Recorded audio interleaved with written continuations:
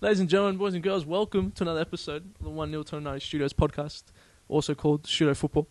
I'm Costa from 1-0, got Ali and Jamie to my left from T90 Studios, and today we're joined by a very special guest, currently at Avondale, already won the league with Avondale with still a month to play, former Melbourne Victory superstar. G, welcome to the podcast. Thank you, it's great to be here. Now, I know I just told you I was going to ask this, but how'd you get the name G? Because obviously your name's Gulchan. So my first senior footballing experience, going to trial at Ashburton United, and we're going around in a circle. Everyone was introducing themselves, and one of the girls, they said, what's your name? I said Guljan, and then they were just like, we'll just call you G. And it just, and it stuck that way. So it's stuck. It's easier to yell out on the field, G, instead of... I don't get yelled at, I do the yelling, so... Like calling your name. yeah. Got that. There you go. Got that. As a centre-back, it's, True. That's it. Well, you obviously got the Avondale scarf on. You guys actually, obviously Jamie and Ali at Bundy with the Rezzies. You guys played Bundy on the weekend, a 2-1 win. I mean, like we said, you've already won the league and you've already won it pretty comfortably. What's your year been like already at Avondale and playing there and obviously stepping into a new role, which we'll touch on too? So we actually haven't won the league just yet. We have secured promotion. We are 4 points clear. Okay, we've got to play this game. And we've got 3 games to go, and one of those games are against Keilor Park. So what round's that? So we've got a bye this week, Eltham next week, Keilor Park, and then we've got Melbourne Uni's our last game. Okay, so it still could come down to the So wire. technically, next week's game will be us securing the premiership, like the Premier's plate. Okay, well, we'll take that. Well, how's it been like for you already? Obviously stepping into a new club, new colours, familiar blue colours, but a new club. Yeah, look, Avondale has been a dream come true in regards to football. The investment that the club's putting into the women's program has been absolutely phenomenal. The trust and, I guess, belief that the president, Steve, has had in Dell, our head coach, as well as being happy to get guidance from, I guess, the experienced female players. The club wants to get it right, and the club, prior to me, I guess, getting a full-time job there, have instilled the power and, I guess, the decision-making in the people that know or have the knowledge to do so. Is it, so you feel like there's that sense of trust from everyone within the club? Yeah, like this has been, I guess, out of all the years that I've played, probably one of the most memorable years in regards to the enjoyment. Like I'm actually wanting to go to training. Like I've had seasons and teams that I've played for where I'm like, it's been like you feel forced to go to training or you're having to build that courage too. But yeah, I love being at the club. And nice. Well, that's awesome. Well, you boys obviously went up against Avondale. You guys actually won. Was it 2-1? Yeah. Did you win? No, we ended up... What was our score? Oh, 4-1. 4-1. 4-2. Oh, wow. Yeah, 4-2. Yeah, that penalty 4-2 at the the penalty. Yep. How was that? Yeah, it's tough, man. Like, you're going up against Avondale. Like, You never know what to expect. Yeah, you never know what to expect, especially in the Rezzies, because a lot of young talent was on show. And, yeah, there was a couple of players for Avondale in the Rezzies that gave us a bit of a test. But, yeah, we just changed a few things around, tried to do something, and it all worked out in the second half, which is good. But yeah, and then the senior game was very, very good. High quality game, 2-1 win for Avondale. But yeah, it was full credit to our girls. They stuck in really well. But yeah, like against a team like Avondale, man, you make the smallest of mistake, they're gonna punish you. So yeah, but that was our weekend. Do you want to lead us into maybe the start of your career, Gene, where you sort of started from and everything like that? yeah, so I started playing. I've got an older brother. He's 4 years older than me, and I would always just want to do whatever he's doing. So when he was playing football, it was, can I have a kick with you? No, you're my sister, you're no good. So my brother signed up to a Turkish club, which was Southern Stars, Dingley City. Dingley. Back in the day. Gençlik as the Turkish name of what we used to call it. And there was no girls team, so I was one of 2 girls in under 10s. The other player lasted, I think, 1 week, and then she didn't come back. Yeah. yeah, I was no good. Like, I was horrendous. Couldn't kick a ball, couldn't juggle. Like, but I just had this desire to be good enough to just be able to have a kick with my brother. I think 2 seasons I played with the boys, came off the bench, hardly got game time. And then they put together a girls' team. I was adamant to just in the backyard kick against the ball, go to the park, convince my dad and my brother to go with me. And then played 2 years up when I was 12, so I played under 14s, and then played under, I think it was 16s when I was 13. So Still at that club? Still at the club, so 2 years with boys, 2 years with girls. Then played Sandringham. We played against them, and they asked me to come over. Played with them for a year. I think it was under 16s when I was 14, and then from there, Ashburton for 5 years. So played in the seniors when I think I was like just before I was 14, maybe I was 15, playing senior football. Wow. Then everyone went to college, so all the older girls went to college, and then I was left there with, I guess, no senior support or anything like that. But Ashburton was like amazing. Like Amy Jackson, who was at Melbourne Victory and Melbourne City, was there. There was a couple of other players that played there as well, which was amazing. After that, Mark Torcazo, because we played against Bandura. I was friends with Enza Barilla and Rachel Alonso from Melbourne when we were at Melbourne Victory. So they convinced me to go from Cheltenham to Bandura. Yeah, so I was there for 5 years. Making the trek from Cheltenham to Bandura. Yeah, making the trek from Cheltenham to Bandura. And then I was at Vic Uni for uni, so it was like, just... You're doing around the world every day. Yep. Fair.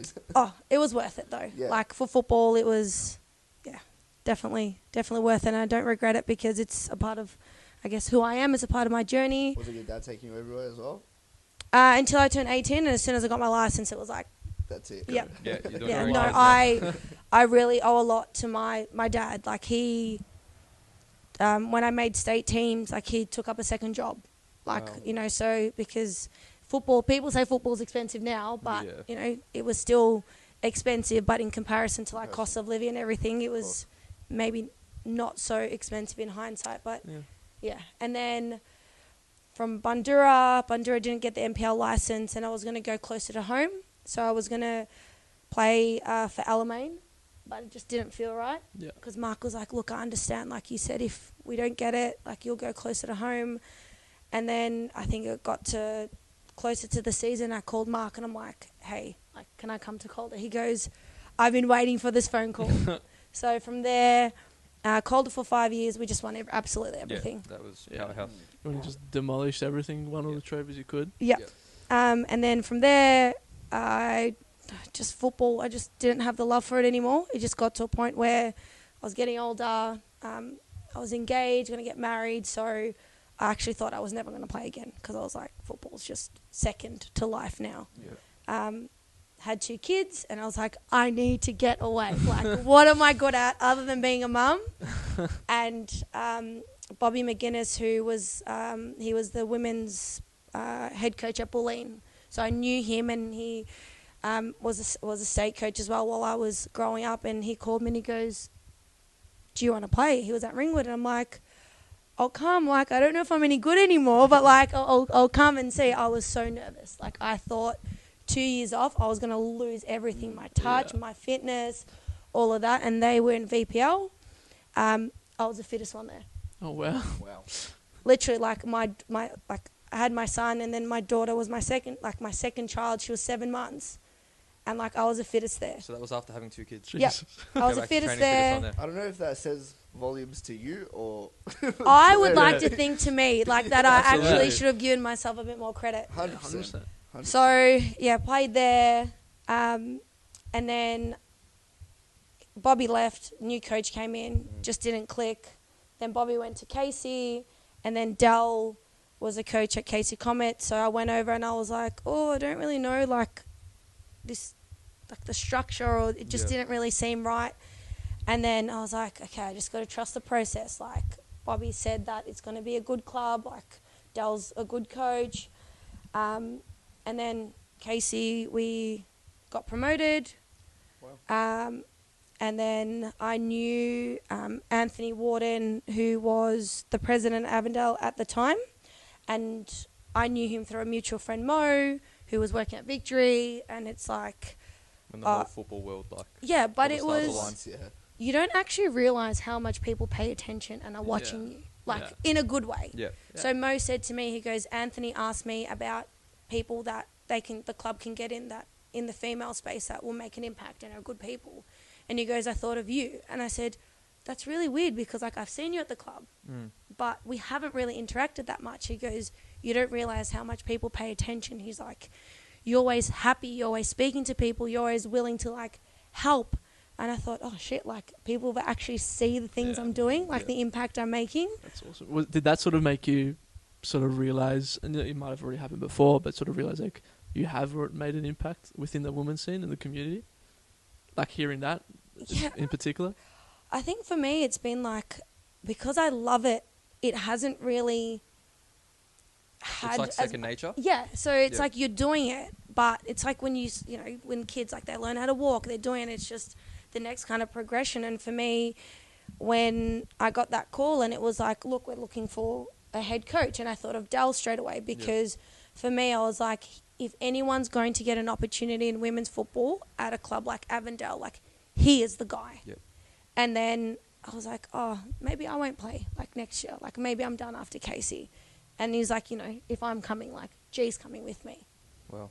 Yeah. So, and then, That's the rest awesome. is... Do you think that sort of, I guess, that image that you've created and that other people see in the football world, do you reckon it's off the basis of, you being a mum, and then coming back into the football scene? Do you reckon that sort of helped as well? Like, that you see, like, how nurturing you are to the younger girls, and I guess that image that you have as that senior footballer that likes to take care of people, and, like, do you think it's that as well? Do you reckon that's been a big part of it? I'm only laughing because prior to kids, I probably wasn't this nurturing as a player. Different in the community space. Like, I got my role at Victory because I used to volunteer as a player, like as a female player, because at the beginning, Football Victoria managed Melbourne Victory Women, so it wasn't under the Melbourne Victory banner. Yeah.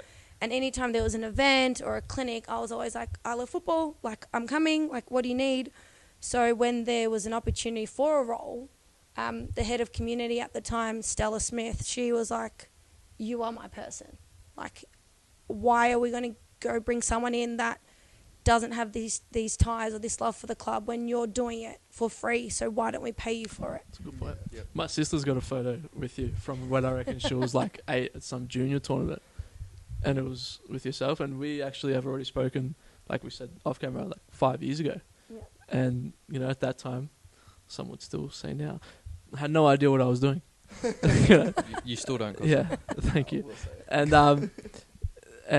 credit again. We don't just want to sit here and tell you how good you are, but gave an opportunity to us. We were 17, 18, me and the other boys that were doing it at the time, and we went into the club and had a chat and everything like that. So that is a credit to you, and obviously everyone can see it. So everything you've got is well deserved. But you've obviously spoken about everything that you did do. Maybe dive in a little bit more to what you did on that community basis at Melbourne Victory, because I know match days you're always there, sort of walking around. You're always a face that people saw. Yeah. What did that role entail, and what were some of the highlights and even lowlights maybe that role had? So at Victory, I started as a community engagement coordinator, so at the bottom, but still a foot in the door and still at the club that I grew up supporting and love so much. So I guess in the 10 years I was there working, it was engagement program, so providing clinics at low cost or no cost for communities or families that couldn't afford it. The football is a universal language, so there's a lot of, I guess, families or migrants coming into the country where they may not speak English, but they speak football. Yeah. So being able to provide that and provide those opportunities, that's why, like, you were saying when you were 17, it's, if I can help, I'm happy to, because everyone deserves an opportunity or a platform to, I guess, shine. Or there's nothing wrong with being, like, it doesn't take anything away from me to listen to what you have to say or to be kind. Yeah. Like, I think it's harder to push back or to say no or come up with excuses as to why you can't help people. Whereas in that time, like, you could have made an impact or made a difference. So the match days was part of the past. Like, everyone at the club is involved with match days.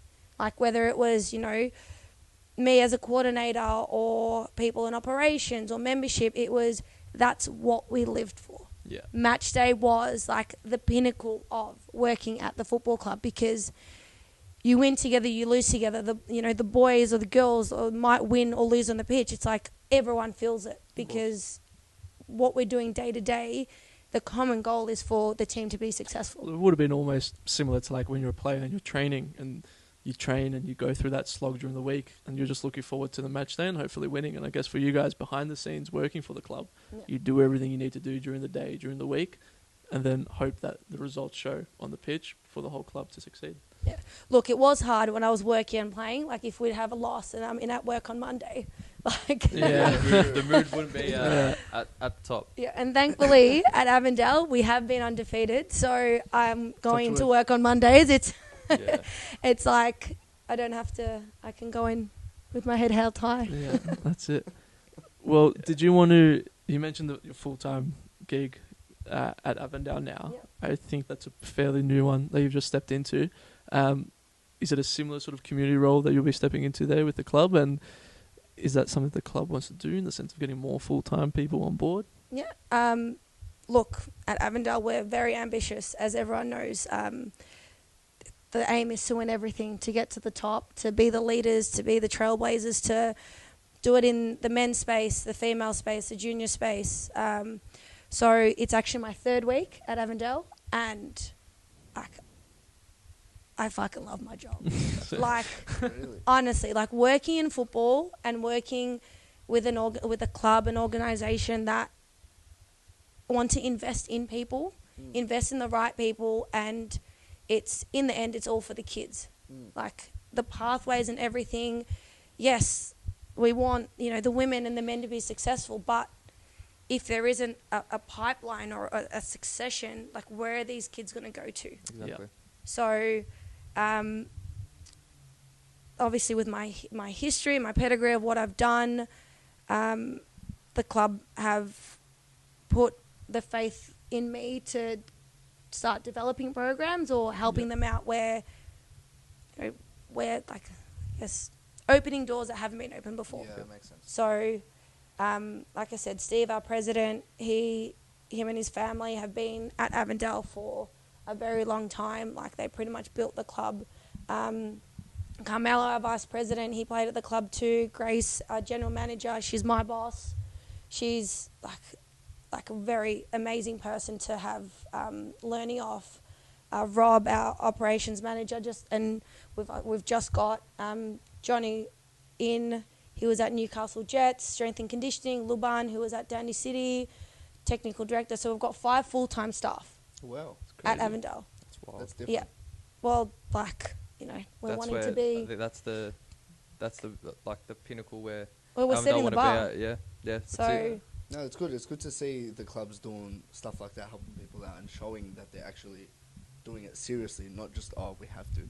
Yeah. I think the one thing that people always say about Avondale is that when you go there, like, especially on game days, whether it's the men's or the women's, it's so family orientated. Yeah. Like, there's kids everywhere, there's families everywhere, and that's sort of the way they want to be looked at and seen.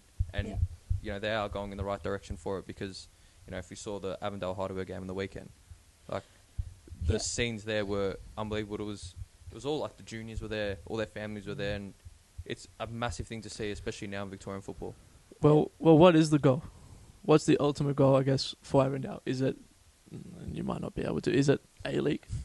Is it this? It's A-League for men and women. It's like, that's the aspiration, and whatever else, Asia Cup, Asia Championship, like, wherever, Wherever the road the world is out, like... Yeah, Well, if you ask someone like Steph Valentini, you probably say we want to win the World Cup.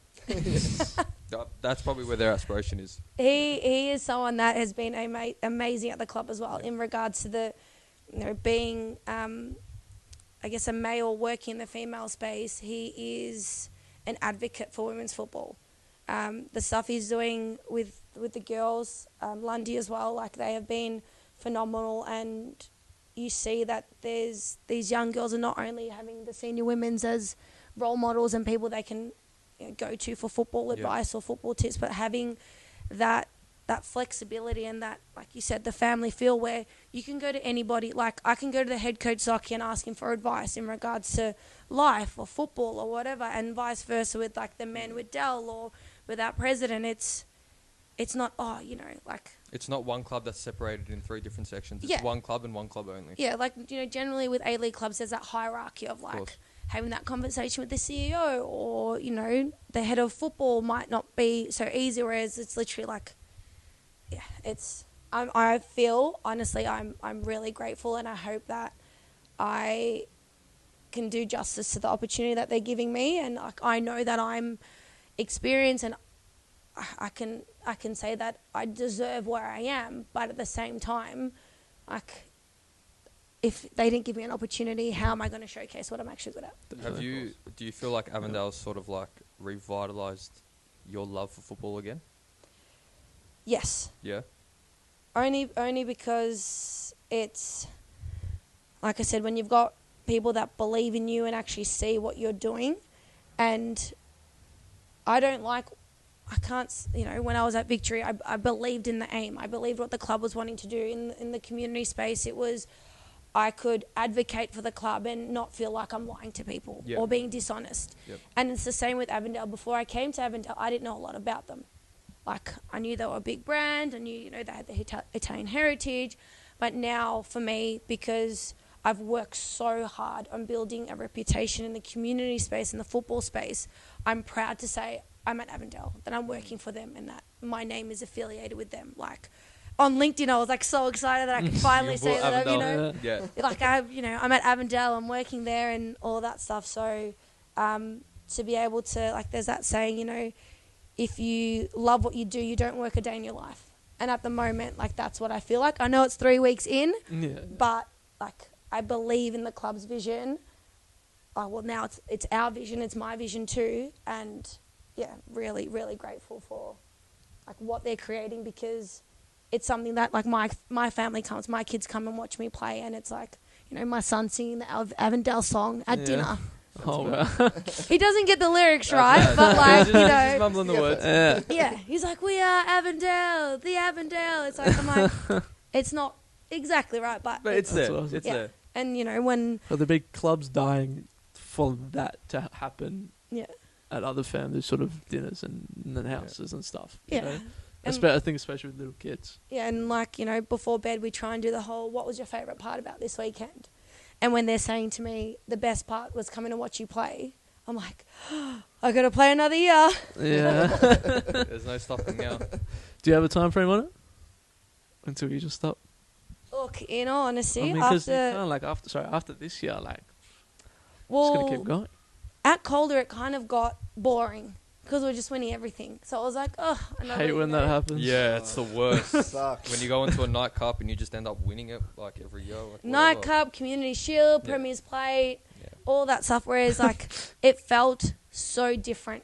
Like the promotion this year, I don't know. Like I couldn't explain it. It was the most I've enjoyed achieving something in a very long time. Yeah.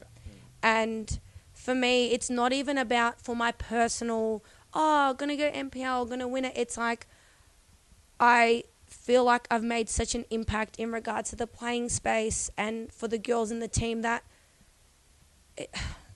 as much as I love playing football, it's like the selflessness of like, if I'm not there, who's going to do it? And I don't feel like I've been able to shape or mold someone, or it's like, it just hasn't been enough time. And now that I'm working full time at Avondale, like, I just need a little bit more time, maybe one more year, and then I'm like, okay, I'm satisfied. Like, we're in there. I was kicking a soccer ball with a little kid at work today. Just like randomly. I would love a kid tomorrow if I could. Oh, is it? Anyway, it's easy. It's easy as a male to say I want a kid. No, because it doesn't grow inside you for 9 months, and then it's. We're sorry. We're sorry. Look, you can still be a good dad and a supportive partner. So yeah, of course. I'm still a kid myself. But like when you see them when they're at work or family, it's like you're technically like babysitting. You give them back. Yeah. Like you give them back. So it's. Yeah. But You're in sharing saying that, I'm careful. if you think you love your partner, when you have kids, it's like if you think your heart is like big enough and you can't feel any more love, your heart just grows. And then you love your child more than your partner because that's just how the pecking order happens. That's what everybody says. Yeah. I can't wait. But I can wait for my kids to play football because if they start, then I have to stop. Oh. Well, like if I play NPL next year, that's 3 sessions a game. That's 4 days out of the week that are dedicated to me. Yeah. At the moment, it's 2 training nights, one game. Your kids can wait. They can wait. Yeah. Well, I'm going to be honest, completely forgot where I was going to go. You were talking about kids and your cute little bracelet. No, that wasn't for the Your podcast. your best friend bracelet. It wasn't for the podcast. Copped it. That's sick. That's sick. All right. Are you upset though that you guys don't have one? Like you don't have matching bracelets or necklaces? I'm Don't married, give him so I'm good. ideas. I'm married. Like my friendship bracelet's better than yours, bro. So Okay, I'm 22, thank you. Grow I'm up. young, I'm a baby. grow up. Leave How it long as have you been married for? Year and a half. Okay. Yeah. Wow. Been together for 5 years, married for a year and a half. Yeah. Me? Yeah. Oh, no, I'm good. Good. I'm chilling. I'm chilling. Gotta watch. What were we talking about? Oh, I cannot remember now. Because you rattled me when you said. The Your friendship bracelet's bracelet. See, are you like? Would you be the same in a game? If someone was like, I "Oh, thought maybe we can start from this. your girlfriend's watching you," like. No, so we can start from this point in. Honestly, Costa cops Jake, it on the can I- pitch can I be because honest? And like, everyone must be on his TikTok. Can you let him talk? Give him a second. you started this when you started it. That's why I'm trying to redirect. This is the captain and the leadership. Like, Yeah, it's okay. thank you. You're in a Thanks. safe space. Thanks. Okay. No, Hey guys. No, so you mentioned that you were like, on the pitch, you're the one talking. No one, you're doing the yelling. No one's yelling at Yeah. you. And you just asked me before about if I because G made a comment about my cute bracelet. Oh, Okay. why do you call it a cute bracelet? No, I don't get rattled on the pitch, which is weird because I'm a pretty soft dude. I feel like on the outside, Aw. outside the pitch. Yeah. As soon as someone talks nonsense to me on the pitch, I love it. But it's all put that in your TikTok or put that in your YouTube video, which I don't get how that is meant to offend me. If anything, that's it's funny. good. Yeah. That's not It really means people are watching. offensive. Because last weekend we played Melbourne Uni and they said something. They were like, "Oh, put that on you," and the guy centre back all the way yelling out to me and playing right back, and he's yelling out "Oh, Costa, why don't you put that on your TikTok?" I'm like, where did I don't know where that came from, but I do enjoy it. I do It enjoy just means that they're watching to know that you've got a TikTok, Yeah. and then thinking, "Oh, next time I play that Costa guy, I'm gonna Yeah. say this." The second game around is always the most fun ones because at the start, maybe for new teams, they don't really know who we are or what we do. And then the second time around, all of a sudden, everyone's there. It's always So a full you're squad. technically molding players to play better. Yeah, which has always been a little bit of our problem because you- everyone G's up to play against us. Yeah. I was just about to say, Yeah. you heard it here. Costa doesn't get rattled, so if you verse him, Yeah. try rattle him. That's the challenge. None Rattle of him. you have rattled him. Comment Rattle about him. my bracelet and you've got me. Yeah, just comment on his Look, I'll YouTube be channel, honest. bracelet. I'm I actually joking. really like the No, I'm bracelet. joking. No, I actually really like it. Thanks. I'm just jealous my husband hasn't got me. Oh, my birthday's coming up. I'll tell him to. There When's you your go. birthday? 4th of September. Oh, mine's 9th of September. Yeah, I'm just 10 years old. No. Well, that's actually the one comment that does rattle me a bit. TikTok, I get bullied about my age. What, that you're too old? You're too young? They all think I'm a lot older than what I am. Yeah. It's Because he facial keeps saying, hair. I'm a 22-year-old That's the beauty. starting a football club from day one, and no one believes he's 22. Yeah. It's alright. Just shave your face with it. Nah, I'm okay. Well, you insulted my first photo that we took 5 years ago. Yeah, don't Well, don't it's shave your clean face. shaven. You Yeah, need, but you you need look to 22. take it as a compliment. Yeah, I do. take it. You look mature for your age. I get, oh, you're a mum. You're 34. I'm like, yeah. But for me, it's it's a compliment because I'm like, That's good. Yeah, that you're is just good. going to take the positive out of what they think is a negative or giving you banter. It's Yeah. this is what I meant by I'm completely different to when, because before kids it was like everyone's playing NPL because it's off season for A-League. Yep. It's like you're fighting for a spot. If someone's not doing the right thing or not putting in the effort, and I wish I had players in my team that were seniors and were like, calm down, like we're all here for the same common goal. Like no one's playing to lose. Like no one's got that mentality. Whereas I like to think that at Avondale this year, you know, there are times where I get annoyed because, you know, playing football in the era that I grew up playing football, it was like you work hard, you knuckle down, like the work ethic, the mentality, like the mental toughness is different to younger players. So what I've tried to do is yelling at a player isn't going to make them play better. It's not going to make them not make that mistake again. It's, okay, like keep going, the next one you're going to get, like the next shot you're going to get, the next tackle you're going to get. And then when they do something good, it's like praising them and make it known. And then that throws off the opposition. Because it's like, are they actually doing that good? Yeah. Like, why is their team, like, encouraging it? It's a mental battle. Yeah. 100%. So, a bit of a compliment sandwich for every... Oh, no, I've butchered it. Or is it like a good compliment? What is it? I feel like you would know this. it's like Like a negative, positive, Yeah. negative. Yeah. Well, I'll let Jamie sort of throw this one to you. Your time at Victory. Before you get into your time at Victory, I've butchered that as well. What is probably the biggest difference that you've noticed throughout your time playing with the players in particular? Like, is it that mentality sort of aspect? Or what about more from the technical side? Like, are players now better athletes than maybe when you first started? Are they pure footballers still? What? I think it's like there's the technical ability has gotten better because there's more like touches on the ball, one-on-one trainings, but then it's the football knowledge I think has kind of gone out the window, because when I was younger it was like you're going out to local games, you're going and watching, like whether you're Turkish or Greek, you're going to the clubs that, you know, a representation of your nationality. Yeah. And whereas now it's like people don't really watch football. Nope. Like people don't watch football, they don't. I'm not saying that when I was younger I was like had the football knowledge or the understanding, but now it's like my football knowledge and my like how I read the game will trump, you know, a quick 16-year-old or an 18-year-old, because it's that knowing, you know, when to make the tackle or when to hold the line and stuff like that. It's like the reading of the game, Yeah. like the football IQ, I guess, Yeah. as they say. Well, you get that from watching. Yeah.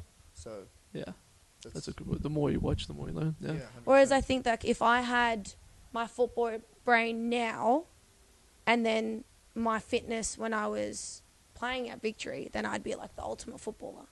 But unfortunately, I didn't have the football knowledge or the confidence, because I think the players around me that were seniors either I was too intimidated to ask for feedback, or, like one of my good friends is Lisa Devanna, and like she, just the passion that she had when she was playing, like I played with her at Victory, but I mistook that passion for just not being someone that's approachable.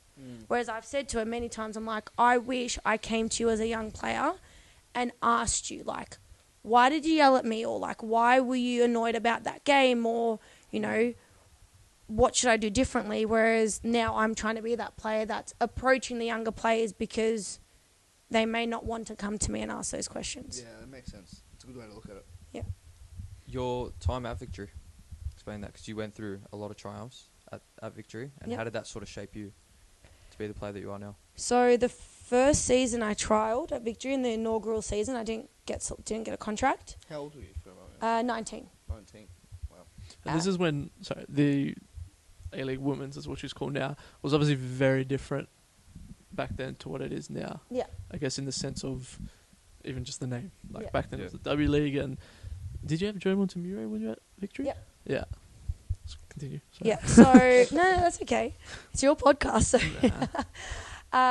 So. And then the second year I trialled again, made the squad, but only got selected for one game. So trained every day like everybody else, put in the hours, got selected for one game, played, came on last 5 minutes. Wow. And then the second year, got another contract, only got selected for one game, came on. First touch of the ball was a tackle, I ended up breaking the girl's ankle. Oh.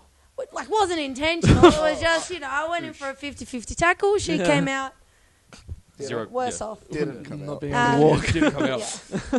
And then from there, I guess this the third season was kind of my season. I started playing and getting more game time, and then from there on, it was I started becoming a regular player.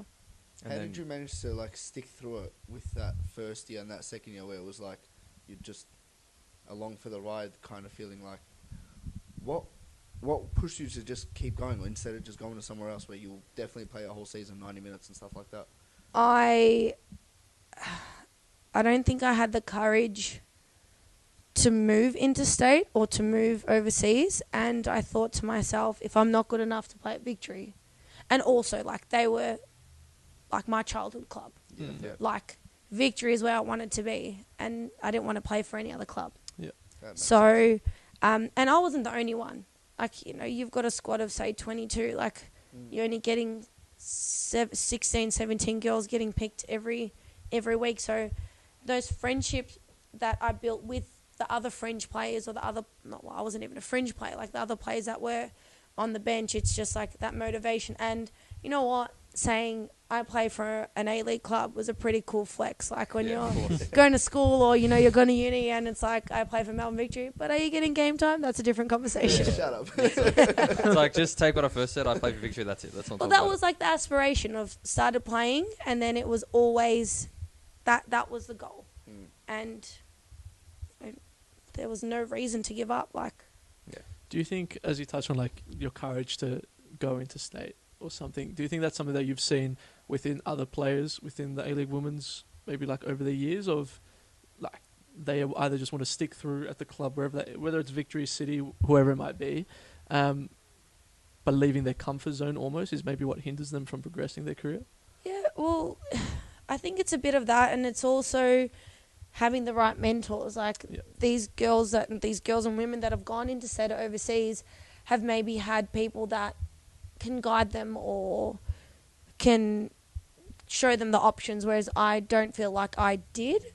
And even with me getting, there was NTC back in the day, I had my coach at Ashburton, hounded and pestered the coaches of the state teams and was this girl is great. You need to have a look at her. So having coaches that are an advocate for you, I know there's some coaches that there's a young player that they believe in, but they'll give them on loan somewhere else because you're only going to get better if you get game time. Of course, yeah. Cara Cooney-Cross was at Melbourne Victory. She ended up going to Western Sydney, and through her game time at Western Sydney, then came back to Victory and absolutely killed it. Yep. And look where she is now. Of course. So it's, So were you ever picked for state teams? Back in my day, there was regionals. So that was you've got the Southeast team versus Northwest. It was all that. That was amazing. So I played in that, and through that I kind of got a taste for the representative team. So I trialled for under 15s. I think it was at the time, or under 14s. And my dad kept calling them. I'm find out if I'm in. And then the person from Football Victoria was yes, she's made it. Just wait for the letter. The letter came, and I opened it, and I just started bawling my eyes out because it was you have been selected as an emergency. Oh. So it wasn't. Wow. And then my poor dad was just this is what they told me. I'm pretty sure he called and abused the lady. Wow. Or whoever was at reception. As any Turkish father would do. Oh, absolutely. And then, again, didn't give up. Made the state team the next year. And then I had a coach, Ian Williamson. May he rest in peace. He was an amazing coach. The crazy stuff he got us to do in pre-season. Figure 8 running. Running with weights, all this stuff. But we ended up coming third, first time in Victoria that the Victorian team had done that well. Wow. And then, again, football just progressed for women within Victoria. So speaking of representation, because I know it's a massive part of your career. Yep. You represented a regional team. Yep. What was it like representing your country? So I represented Turkey. my parents were both born there, and look, it's something to, like, I'm extremely proud of doing it. At the time, I didn't have, I guess, for me, my career was never really going to get me to the Matildas. I didn't think that I was good enough or probably dedicated enough to work harder to get to that level. And I got approached by the Turkish national team, and so did one of my other friends who was doing college in America at the time. And I was just like, shit, like, let's do it together. So did they just reach out to you personally? Yep. Oh, wow. It was a captain that actually messaged me on Facebook. That's Oh, crazy. wow. And then we were like, because my friend got the same message, we were like, oh, okay. Is this a scam? Yeah, is this a scam? And then it was, okay, if they ask us to pay for our tickets and then just tell us to meet them somewhere, then maybe it's a bit like dodgy. Yeah. But, Yeah. you know, paying for our flights, and like I got my Wow. cousins overseas to suss out like If it's certain legit. things, because I don't know, like everyone has a police officer in their family, like overseas if you're Turkish. So Fair. it was, yeah. What was it? As something you see now, like the players that, because were you born here? Yeah. Yeah, so it's like players that are born here, but they're representing, like the Socceroos have it. Yeah. We've got like half a Scottish team. But how were they receptive of you, like as an Australian girl coming overseas? Like they obviously probably don't know that both your parents were born in Turkey and you're strong Turkish blood. Yeah. Did they take you in straight away, or was there a little bit of a guard put up? I was lucky that there was myself, one of my friends who also was born here, so Australian Turkish. We had a girl that was from Canada, so her dad was Turkish, and then another girl from Sweden. So it was kind of like us English speakers like stuck together, Yeah. and we were from countries where football was progressive. We stood out because for them it was like that was their way out, because being able to play football in Turkey wasn't common. So the girls and women that had that opportunity, it was like, this is my opportunity, and you're coming from, I guess, a place of opportunity, and you're taking away my spot. So initially it was, I guess, a bit hostile. And for us, like Turkish being, I guess, first language when I was younger, but now it's kind of like I don't speak it as fluently. Like you stick out like a sore thumb, like the dialect, all of that stuff. But through playing and proving ourselves and myself with my ability, then it's almost like you just automatically gain that respect, because they're like, okay, she's actually a good footballer. Like, let's give her a chance. Do you talking on the pitch? That's it.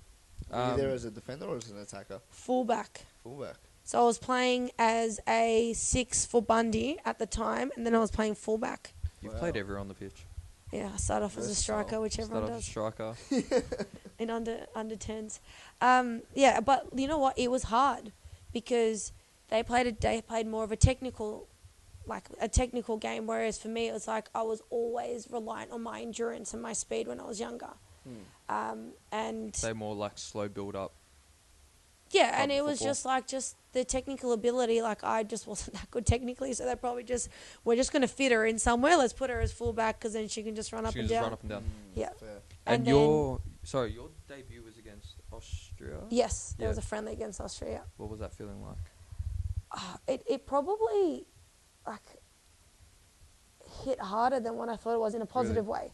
Like when I was standing there listening to the national anthem, I was like, I didn't realize how emotional it was going to be, because I was like, my parents would be so proud of me. They weren't there, but it was like I am representing them and their heritage. So it was a really proud moment. But yeah, it's just a surreal experience. Did you think, like, at that time, obviously being picked up by the Turkish national team, was there any sort of communication from the Matildas at all? Like, were you sort of on the radar at all? Like, were you sort of just on the radar for the Turkish national team and not the Matildas, or was it sort of your own decision that maybe I'm not going to push towards the Matildas? Well, because my first cap was for senior football for the Turkish national team, there was kind of no turning back. Yeah. And yeah, it was. I just think there was just no other opportunity. Like, that's the opportunity I had. It was either take it or leave it, and it's one of those things where I'm not, I guess, in the eye of the Turkish Federation to see me playing week in, week out in Turkey to be like a common name. Yep. So what they did is that they weren't very successful, so they did like a whole, world search of who has Turkish heritage. So they were looking at all the highest leagues within all the different countries, like who has a Turkish name, like who can we kind of They'll go through team approach. sheets on Proper game day, scouting. being like, all right, Pretty much, but like I He's Turk. improved so much of a player because we're training every day. Like we're training twice a day. It was, every day was football. Compared, Well, I was going from like winter to summer, so I was flying every 2 weeks for 3 years. Oh wow! wait, every 2 weeks. Every 2 weeks they were flying me up, whether it was Euro qualifiers, World Cup qualifiers. So like Jesus. my uni was suffering. I was like having to. Your But- body would have taken a toll as well. Yeah, and Every it got 2 to a weeks. point where like we played against England. I was up and back within 5 days. Like I just took a backpack.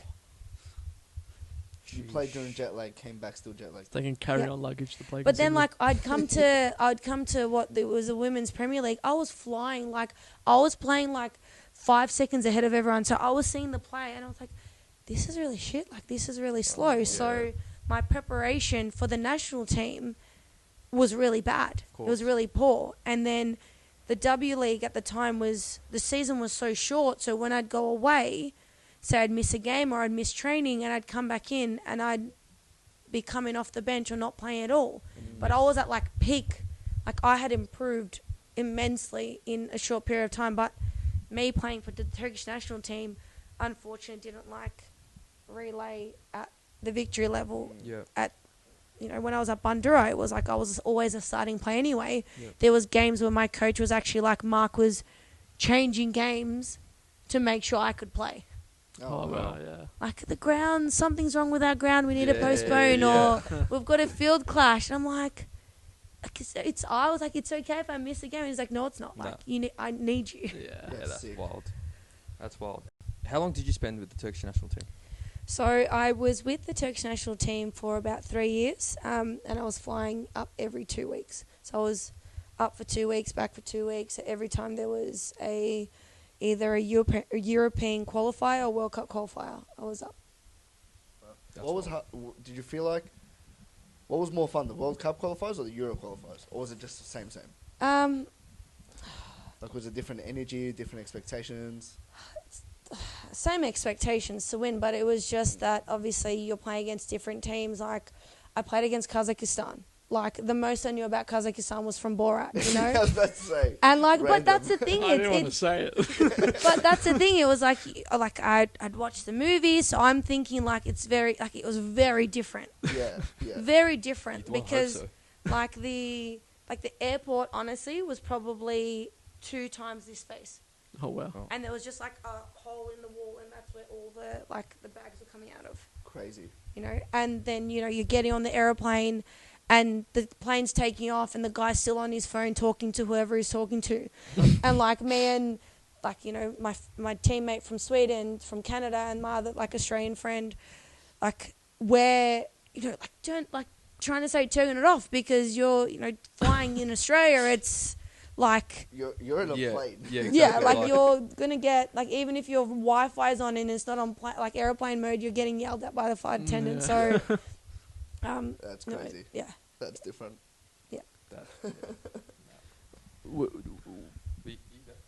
What about some of the players that you played against on that international level?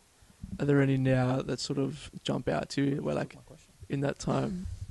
When we played against England, played against Abby Wambach, and she was just like a different class. Like we had a very young, like a national team that these women they were women. Like we were young ladies, and they were women with all this experience, and it just like kind of felt like we were just thrown in the deep end and just fight for your own sort of thing. yeah. But look, it was an amazing experience because we played in Birmingham, and just the crowd that turned up like for women's football, Really? for the English national team. Like very different to, the support that the Matildas are getting now is phenomenal. But it was like, for me, never experiencing that level of like, the games we played in Turkey, like there wasn't really much people that came to support, but it was like a stadium full, like 5,000 people watching us get beaten to England, but like still it was... It's a crowd. Yeah. It makes So, it worth it. and for them, like for those players and how much it rose like their ability and their game having that support. Yeah. How does that sort of make you feel now, seeing, I guess, the progression of women's football and the following of women's football, especially after the Matildas selling out stadiums all over, from where you've sort of come from, what you experienced on the international stage to what you're seeing now? Like, how does that sort of make you feel about being in that community? I think it's fantastic. It just shows that all the, the blood, sweat and tears, or the hours, or the times where I've gone to promote the game or to speak to clubs about what they can do better in the female and women's space, it means it's paying off. So it's as the sacrifices that were made by myself and other footballers, it was worth it. So when my daughter grows up and starts playing, it's like I want there to be a pathway or something for her to... when I was playing, like I had the mental toughness or the support to keep going, but other girls may not have. My kids may not have if they were kind of in the same situation. Do you think you gained sort of that mental toughness because you were playing with boys? Do you feel like that sort of shaped maybe that early stage of your career, whereas now it's like it's really good that there's going to be obviously a better pathway for female footballers? But do you like, a lot of people talk about it where it's like, the girls that were playing back then, when they were playing in those boys groups, were able to just sort of like be in that environment, and then now that they're the footballers that there are. But it's like, do you feel like there's going to be a bit of a change in the path to the footballers that are coming through now in the women's space? I think for myself personally, like I had to rise above it. I had to work harder because the boys were always faster, more like technical, had that ability more so than what I had, and they like breathe football. Like football is life, like that was the mentality. Whereas now, I don't necessarily think that it's going to hinder development of the women's game. It's just that now that there's more programs, there's more talent coming through. It's really hard to say, because if you're a young girl and you're able to play with boys that are quicker, and I guess they develop quicker in the footballing space. So if that's going to benefit you as an individual, or if you've got a young girl that's able to actually play up, but it's kind of weighing up, is it better for them to play in the same age group with boys or play higher up with women? But you see that there's girls, same with the boys now, like they're making their senior debuts at 15. Yeah. So it's like then, everyone. so yeah, everyone's story and everyone's path is different. So Of course. Because there's women's teams at younger ages now compared to obviously back then. So I think that's another thing you learn also a lot more, I feel like, by playing with the older age groups. Yeah. As well. Yeah, when you start That's the mixing thing. And And it's not so even- many girls get like hindered from doing that though. it's That's that mental toughness. It's like when you're playing with older girls, like you could be an absolute gun in your under 16s or your 17s, but when you get to senior football, it's hard. It's ruthless. Like the mental games of like I was saying, like me encouraging my player or saying like she's got nothing on you, or like things like that are gonna put younger players off, or the physicality of like a 50-50 tackle where myself or another senior player might go in a little bit harder because they're a young player. They might not go into that tackle again. Yeah. But that's playing the game or playing the player, not the like. Of course. Don't hate the player, hate the game type thing. That's it. I think, like you Yeah. said, like being Go on. No, like being a star under 16s, for example, there's also that challenge of now you're just maybe another player at a senior level, and some players can deal with that, some players can't. And I feel like you can always tell which players, maybe not so at that level, but you can always tell which players have played with men before, or like just were cruising at the 16s, 17s, 18s, 21s level, and then playing with men. It is a different game. I know for me the biggest jump was a player having a go at me or a teammate having a go at me. It sounds obvious, but men speak to you differently than someone your own age. Yeah. So I had to start, I was like, oh shit, like I was probably taking it a bit personally. Yeah. And then you realise that, actually, no, he doesn't actually care what I do Yeah. 2 seconds later. Yeah. I've stuffed up. He's let me know that I've stuffed up. I'm aware that he knows that I've stuffed up. I won't do it again. Yeah. For a 16-year-old, if I was 16 and a 16-year-old does it to me, you almost don't, naturally you don't think of it the same way. Yeah. And it's just you earn that respect by doing what you have to do and just moving on with it. Yeah, I feel And like some passion- players I feel like can adapt to that. Yeah, Yeah. it's just a passion. Passion doesn't really have an age. It can just come out from Yeah. anyone. Well, even now, really like good. sometimes I get rattled with teams we play because they're just like yelling stuff, and I'm like, I'm just here to have fun. Like I've left my family at home to come and travel, an hour or over an hour to play the sport that I love. Like I don't need this shit. Yeah. Like Yeah, like, it's crazy. I think It's- we've both experienced that this season, especially in our league. Yep. Like there's been a lot of it, and we've got for us in our squad we've got a 15-year-old striker and again Turkish girl. I think it's just it comes standard with the Turks. Like they do not get rattled with anything. Like she's 15 years old. She's playing the Reds. She's playing senior football. She's come on for the seniors.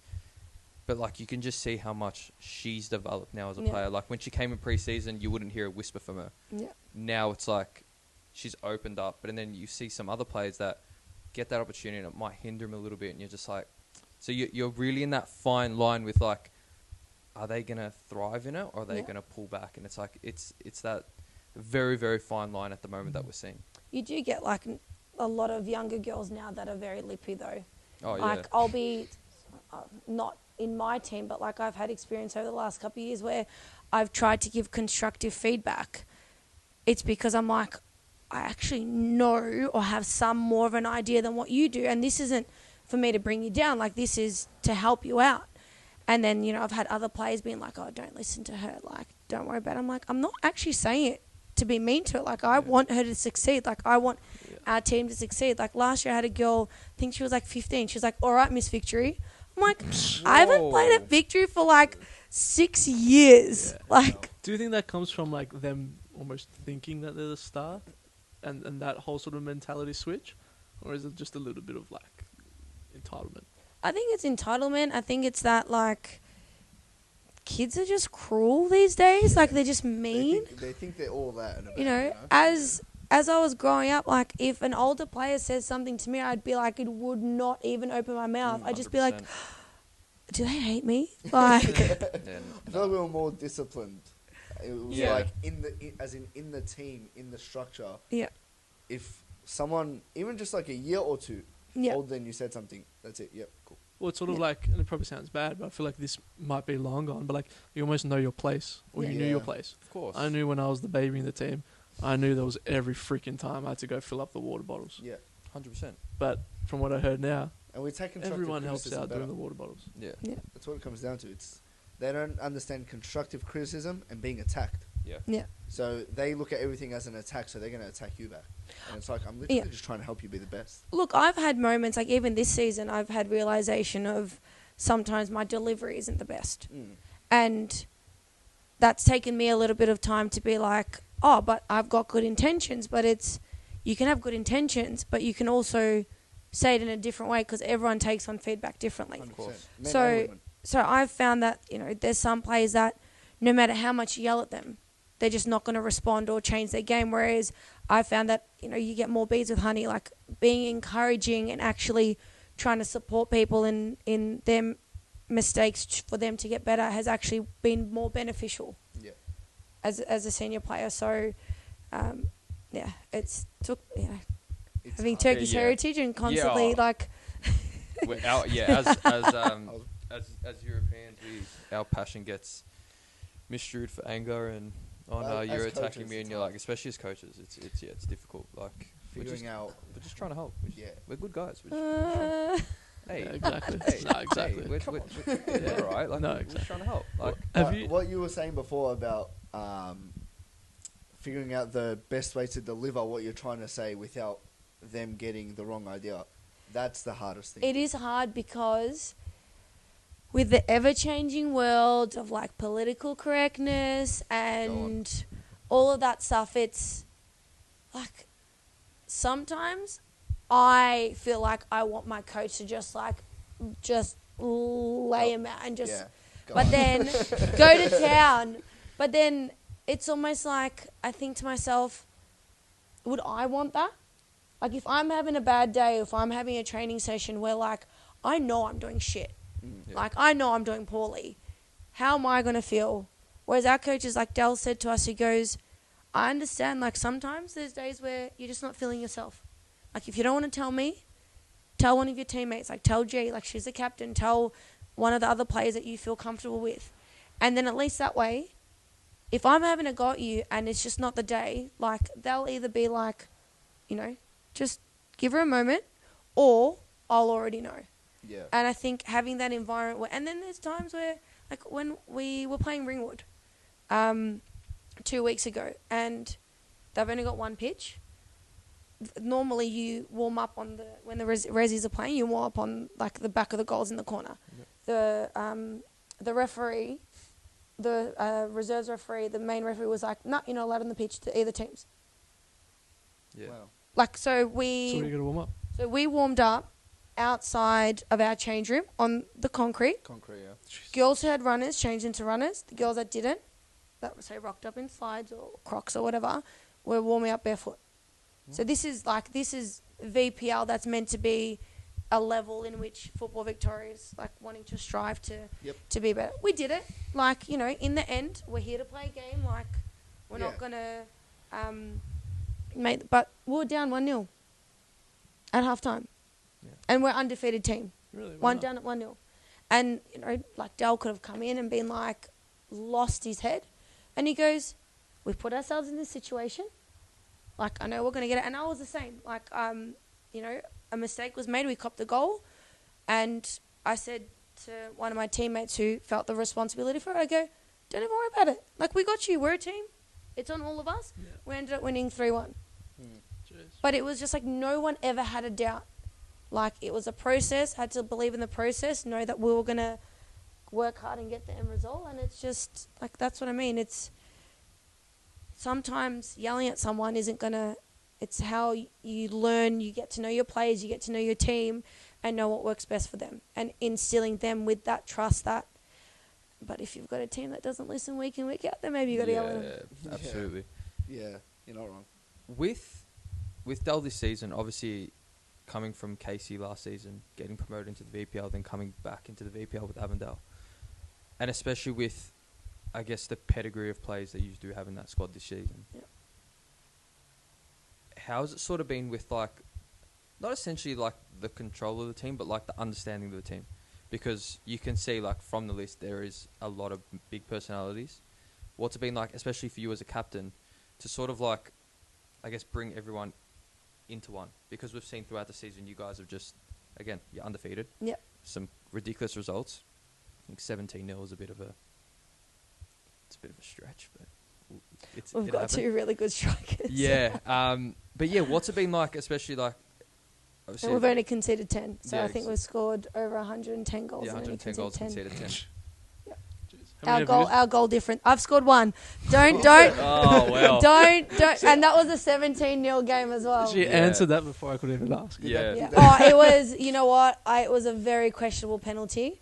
KK won the penalty, and she was just like, looked at me and she goes, Gee, you take it. I was like, all right.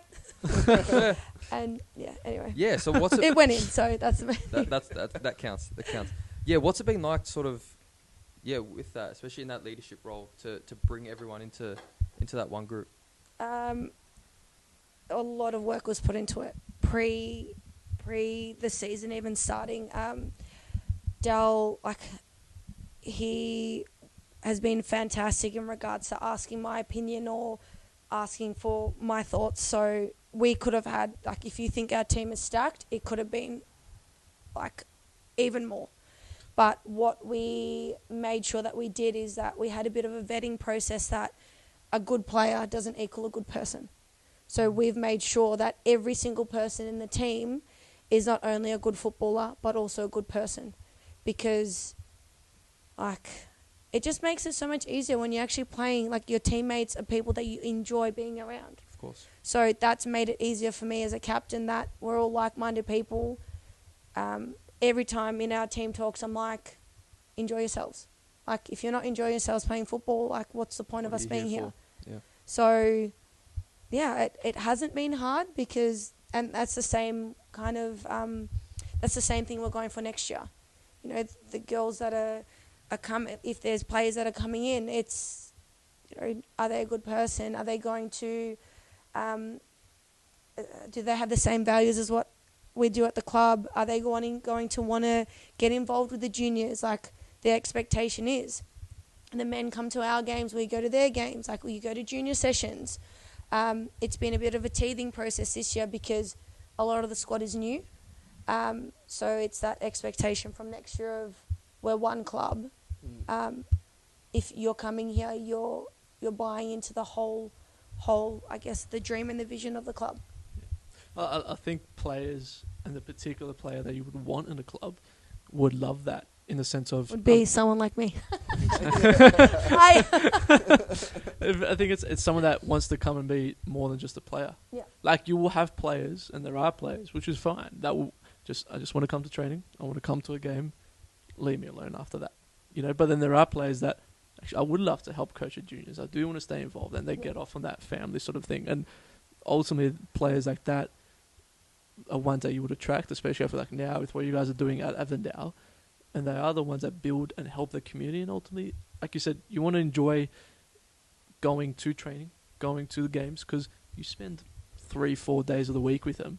So you want that environment where you can get the best out of yourself and also everyone else. When, like, the 2 years I had off when I had kids, like, that was the loneliest I've ever been in my life. Wow. Because you actually don't realise, like, the sense of community that a team brings to your life. Like, you know, got the happy birthday messages from, like, close friends and family. And then when you're a part of the team, it's like, you get the cake, you know, everyone's messaging you. It's like, you know, let's play for G, like, let's do this, let's do that. It's just... It's a second family. Like, and it's different. Like, at school, you get to pick your friends, but you're limited with the pool of people you've got. Whereas I've found that the football friends I've got, like Enza Barilla, for instance, like Rachel Alonso, like I've got Cindy Lay, Jess Al, like these are people that like Laura Spranovich, they're all people that I played with at Victory or in state level. And like I could not see them for a year, for 2 years, but we get together, we try and get together. And it's like the best laughs, the best fun. It's because wherever we've played, we've chosen to be there. And like you're fighting for the same thing. Like I would have more confidence that one of my teammates would have my back. Not that I've never got into a fight, but like that would have my back in a fight because I know they'd have my back on the field. Of course. Yeah. Like it's just football friends true. are just different. Yeah. We're built differently. Football friends. I knew one of you would do that. That's spot on. Well, do you boys have anything else you want to touch on? Or G, in particular you? Is there anything you want to talk about? How good Avondale is? I think they speak. I think we speak for ourselves. But it's like it's funny because when we were talking to players and in the process of getting players for VPL, it was like, no, I want to play NPL. Like I'm not going to drop to VPL. And now it's like standard. Everyone wants to be a part of it. Like 100%. everyone wants to be, but like you can't burn bridges. Like you need to remember that people actually remember, and. And as you said sort of before, everyone's also sort of watching, whether you think it or not. Yeah. And clean up your social media. Yeah. I'm old school. I look at that stuff. You're looking at the social medias. Yeah, I'd like if we're vetting out whether it's like coaches or players, like because in the end they're representing like the brand, like you know everyone at the club is like we are Avondale. Like they can just search your name and that right there is. You know, like we've got, you know, a couple of the Avondale boys that come in and when they speak about the same, like whether it's coaches or players, we're looking for Avondale people. Yeah. And it's like you have that specific criteria of people that you want. And that's the type of people that they want that's going to help them sort of gradually increase to the next goal. Yeah. And I think it's a massive principle that clubs need to have because not a lot of clubs do. A lot of clubs will just go and get whoever for the sake of it, and then 2 years down the line, or a year down the line, or 6 months down the line, it's like, they're not the right person. Well, like as a player, like I came in having an idea of what Avondale was, but until I've played nearly a whole season. But when I started working at the club, I know it's only been 3 weeks, but I actually really started to understand the fabric of the club, and like just everyone that's a part of it is, like you said, is Avondale people. And I'm so grateful that I've had that opportunity to get to know the president and the committee and everyone. Like, it's just like my footballing journey has brought me here, and I wouldn't change it for the world. In your opinion, what makes Avondale stand out from the rest? Their willingness to accept that they don't have all the answers, and getting in the right people that like-minded people that I guess want to be a part of it and make the club even better. Like, they're just like, we at Avondale are striving for greatness and won't stop until we get there. I love how you look straight down the camera saying that. Like, Yeah. this is like, We at Avondale. welcome to Avondale TV. This is what we are now. Hey, Avondale that's TV. next. You never know. Yeah, Avondale TV. Well, Happy days. Interesting. I G, like that. thank you No problem. for tonight. Congratulations on such a successful season as captain, getting the girls into NPL. There's no stopping for you. There's until your kids are ready to play. that's when you'll stop. But Look, you've heard it here first. I do want to go another season, and then I think just. do you know what I am keen for? The G versus Alex Sinclair matchup next season in NPL. The Avondale Spring Hills matchup. That's fighting words. No comment. No, I've always liked Alex, and I've always had a good relationship. And That would it's- be she's a the good best. matchup. Alex is but my in favorite. the end, it's like you're playing football to win. So it's whatever happens on the field stays on the field. And I'm never one to, in the end, I'm just playing football and playing the game. That's it. Is the goal to win NPL next season? We wouldn't be in it if we weren't there to win it. Like, it's. Avondale winning the World Cup. You heard it here first. Avondale are winning the World Cup. Beautiful. Boys, thank you. Thank you, Cosy. Thank you again. Good luck for this weekend, so you can finally solidify the championship. We don't have Next a game this weekend. It's weekend. a bye Next this weekend. weekend. Shows us. Doherty Cup, Night Cup Jokes this on you. weekend. Guess who's editing it? Boys, thank you. I'll be in Brisbane, Sunshine Coast, Awesome. Oh, When do you leave? Awesome. Saturday. And I missed the Avondale and up here game, unfortunately. oh no. Are we going to be there? We'll be there. We'll Yeah. be there. We'll definitely be there. We're also sponsored by Avondale at the moment. Do you, You do you know what we think should? so. We, You do you know, think so. we actually stuffed up. We should have we need one of those cameras, those little cameras. Osmo. I've got Yeah, one. the Osmos. Because Anyway. we had the Avondale Heidelberg game on the weekend, and the studio was a scene. When Valentini put in that winner, we stopped haircuts and we were just watching the game. It was wild, Yeah, crazy. it's That's my why fault. that was a wonky face. I think that you should have just brought a chair to the game and done cuts at the game. We've spoken about it. It could be Yeah, we something actually to have. Do you explore. know We've actually at spoken about City, they put in Andrew Naboot, because I worked there for a short period of time. No, but He requested a chair. So there's a full, hectic, barber's chair in the change room, and he does cuts for the boys. I feel like hectic was the best word to Yeah, use hectic for that. was top tier. I just So couldn't you've find got- any other way. Well, You've we're got gonna you've got a get a decent hectic drive chair. home, yeah. Yeah.